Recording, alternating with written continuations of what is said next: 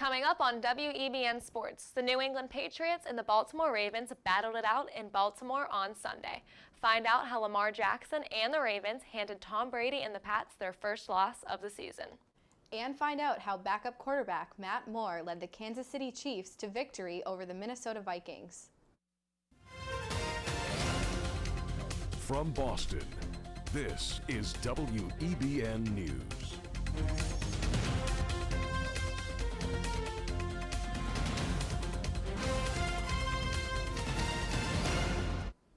Welcome to WEBN Sports. I'm Natalie Clydesdale. And I'm Carly Dion.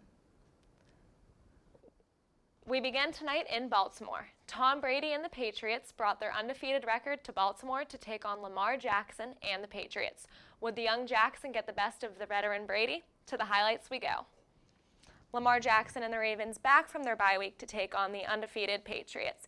Jackson fakes the handoff and waltzes his way into the end zone completely untouched, putting the Ravens up 7-0.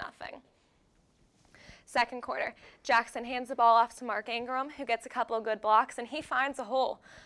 He runs 53 yards down the field before he's brought down by the Patriots defense just outside of the 10-yard line. The Ravens continue their dominant run game as Gus Edwards finds the end zone on a 12-yard touchdown, extending Baltimore's lead 17-0. New England's forced the punt after another 3-and-out, but the ball bounces off the hands of Cyrus Jones. There's a bit of a scramble, and it's Patriots ball, recovered by Justin Bethel. The Pats capitalize on this as Brady finds Mohamed Sanu for a touchdown, cutting the lead 17-7. 12:36 left in the third. Brady steps back and he completes a pass to Julian Edelman, who fights for extra yards, but he's stripped. Cornerback Marlon Humphrey recovers it and he takes it all the way. No one even gets close to catching him. Baltimore is up 24-13. Here's another look at that fumble. Second and goal, Brady hands it off to James White and touchdown. The score is 24-20. However, that's as close as the Patriots would get. Jackson steps back and he connects with Nick Boyle for Boyle's first career touchdown. Baltimore goes on to win the game 37-20, giving the Pats their first loss of the season. For more on the Ravens' victory over the Patriots, let's bring in our NFL correspondent, Cameron Manning. Cam, welcome to the show. Thanks, guys. Thanks so much for having me. Thanks for being here. What were your main takeaways from the game? I think mainly the main takeaways I thought of from the game were that the Baltimore Ravens had a game plan in place and they executed it very well. Hats off to John Harbaugh for a great game plan.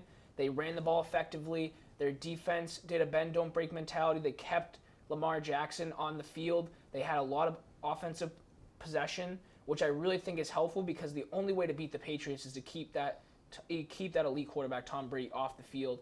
And I think they exposed the Patriots' run defense by having Lamar Jackson be as mobile as he did, and Mark Ingram had a great game as well. How concerned should the Patriots be? I don't think they should be too concerned. I mean, they made adjustments in the second half. Like, they outscored Baltimore 20-13 in the second half. So, I mean, just mainly clean up some things in the beginning. I think you have to, again, give hats off to John Harbaugh and the Ravens. They have a dynamic run game. Offensive line's been stellar for them all season. And they have three phenomenal tight ends that can both block and catch. So they have a very potent offense. The defense is a little shaky for the Ravens, which I think the Patriots exploited in the later halves. But it was a game of mistakes in my eyes. And I think the Ravens capitalized on the Pats' mistakes. And you have to consider the penalties as well. That was a very undisciplined Patriots team on Sunday. And you won't really see that. Belichick's not going to be too happy. Right. And are the Ravens the favorite to win the AFC this year? I got to see more out of Lamar Jackson. He was brilliant in the pocket, avoiding a bunch of sacks, and he was just making plays last longer than they should have. And I think that's hats off to him for being a magician in the pocket. He reminded me of Patrick Mahomes, but Patrick Mahomes has the arm strength and he has the accuracy. I haven't seen that from Lamar Jackson yet. I still think he has to prove some more about himself in the passing game, and I think that maybe if he gets like the opponents coming up for the Ravens, I think are very good, and I think that Lamar Jackson has to prove himself in these upcoming games if he really wants to solidify himself as a dual threat quarterback in this league. And I think that the Ravens defense is a little suspect, but they do have some playmakers out there. I still think the league goes through New England because, I mean, the Patriots capitalize on their weak schedule. They're 8-1. The road in the playoffs will have to go through New England unless they falter against these upcoming opponents and really downfall and fall down in the standings. But I think the league still runs through New England. All right, well, thank you, Cam.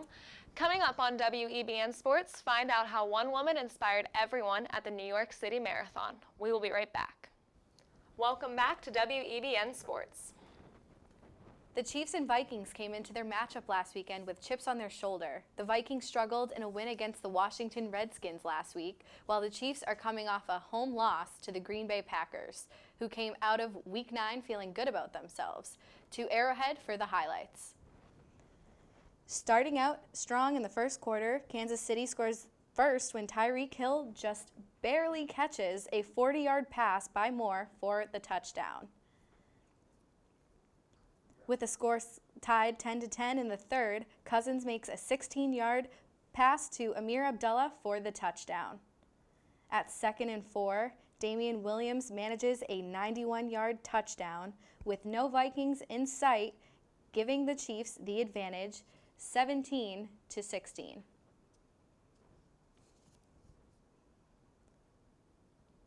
And as the teams went neck and neck most of the game, Cousins followed up in the fourth with a 3-yard pass to Kyle Rudolph for the touchdown.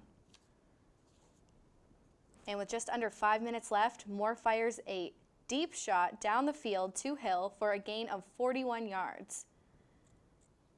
And to finish the game off, Harrison Butker then pulls off a 44-yard field goal in the final seconds of the game, giving Kansas City the win 26-23.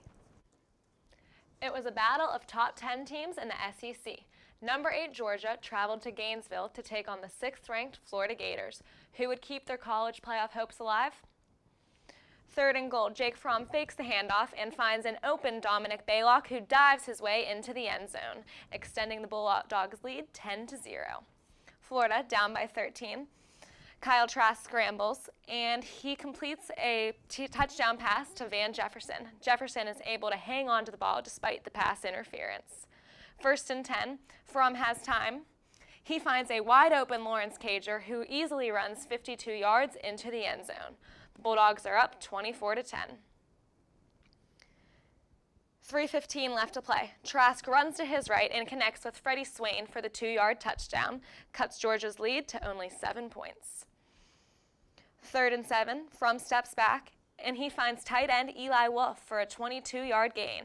That completion ended any chance of a Florida comeback. Down goes the number 6th-ranked Florida Gators. The Boston Celtics traveled to Cleveland last night once again without Jaylen Brown, who was out with an illness. Would the Celtics beat the Cavs without him? To Quicken Loans Arena we go. Kemba Walker drives in and kicks it out to Gordon Hayward. Hayward with the shot fake and hits the 8-foot jumper. Sees up 5. Hayward again drives through the lane and finishes the easy 2. Tatum inbounds to Hayward, and Hayward dunks it through the entire defense. 5-point game, and Hayward hits the pull-up jumper. He was on fire.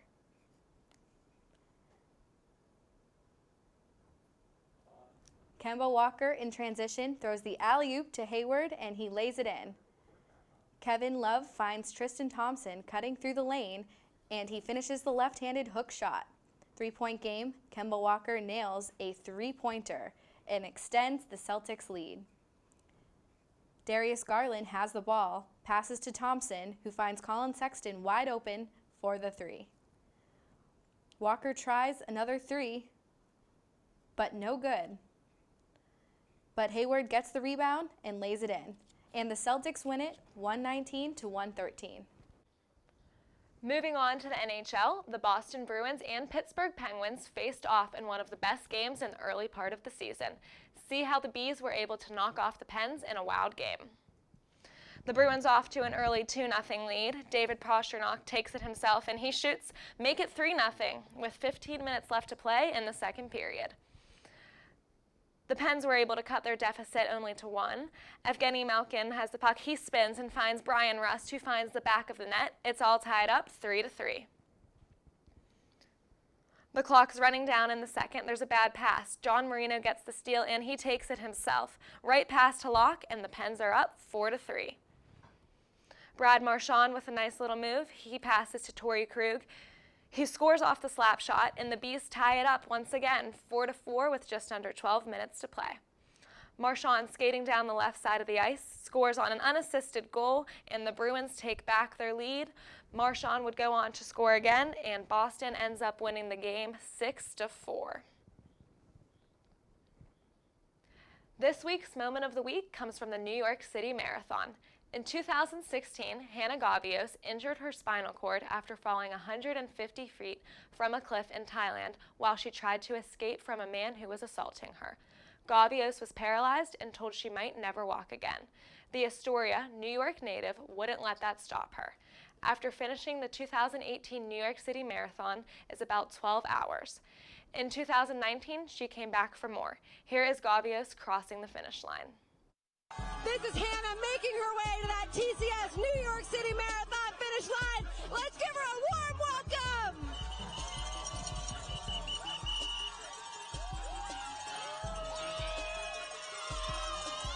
Hannah, welcome to your 2019 TCS New York City Marathon finish line.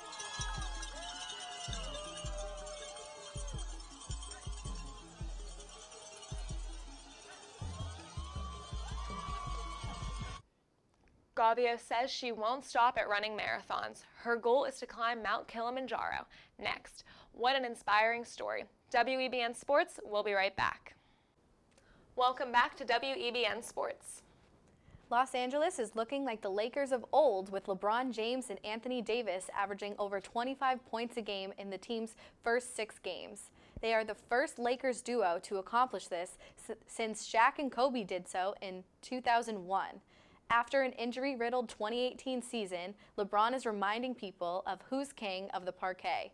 He put up a triple-double against the San Antonio Spurs Sunday night with 21 points, 11 rebounds, and 13 assists.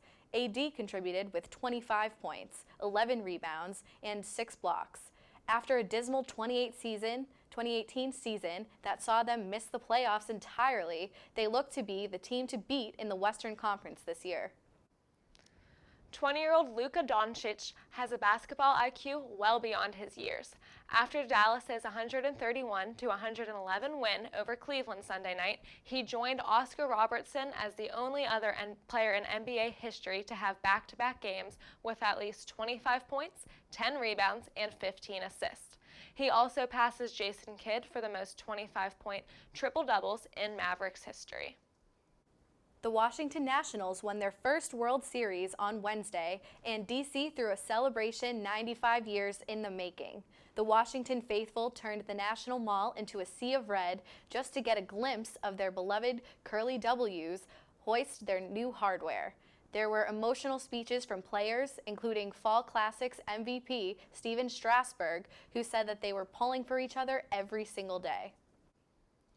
While the Washington Nationals celebrated their World Series victory, the club also deliberated multiple contract decisions, thinking of the future. Washington fans expected Ryan Zimmerman's contract to be discontinued, leaving him up a free agent for grabs. What was unexpected was Steven Strasburg, the dominant pitcher in the World Series, deciding to opt out of the remaining 4 years on his contract. The 2019 World Series MVP will also miss out on $100 million remaining on his contract. Red Sox outfielder J.D. Martinez decides to not opt out of his contract in Boston. The 32-year-old was offered a $2.5 million buyout, where the remaining 3 years and $62.5 million on his contract would be waived. Nevertheless, Martinez will continue to deliver his role as designated hitter in the 2020 season. In the National Hockey League, Calgary Flames' Milan Lucic is suspended for 2 games without pay. 5 minutes into the second period, Lucic punched Cole Sherwood in the face behind the Flames' net. Sherwood left the game but would return later on. Though 2 minor penalties were placed on Lucic, the league explains that because of his violent history, Lucic will face a fine in addition to his suspension. The Flames would go on to defeat the Blues 3-0. After Saturday's game in Boston, Ottawa Senators wing Scott Sabourin was released from the hospital after a collision with Bruins' David Backes. Sabourin hit the ice and required medical attention, resulting in him being carried off the ice on a stretcher. Just a day after the incident, Sabourin posted a photo to social media of him laying in a hospital bed with a black eye, a few cuts, and a chipped tooth. Boston fans, as well as Backes, were sincere in wishing Sabourin the best of health and luck to an efficient recovery. The Bruins went on to win 5-2. That's all the time we have today on WEBN Sports. For more coverage, check out our website, WEBN.TV, and follow us on Twitter at WEBN Sports. I'm Natalie Clydesdale. And I'm Carly Dion. Have a great night.